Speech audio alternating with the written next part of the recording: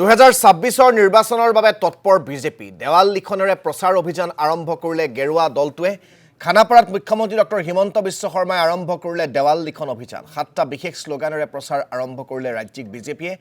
তৃতীয়বাৰৰ বাবে বিজেপি চৰকাৰ কিয় লাগে তাৰ বিশেষ যুক্তিৰে প্ৰস্তুত কৰা হৈছে শ্লোগান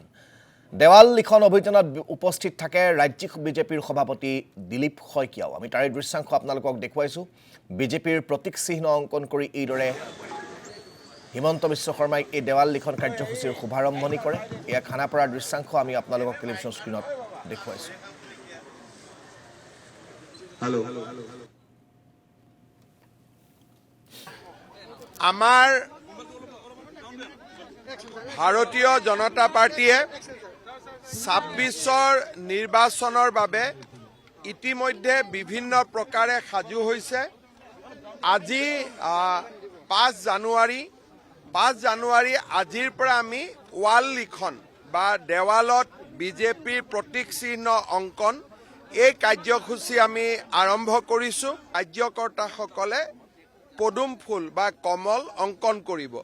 ই এটা আমাৰ গণসংযোগো হ'ব আৰু এটা আমাৰ প্ৰচাৰ অভিযানো হ'ব দুইটা কাম একেলগে আমি কৰিব পাৰিম বিজেপিৰ পন বন্দে মাতৰম অসমৰ সুৰক্ষা বিজেপিৰ প্ৰতিজ্ঞা বিকশিত অসম জয়াই অসম এনেকে আমি কেইবাটাও আমাৰ শ্লোগান আছে সেই শ্লোগানখিনি আমি অংকন কৰিম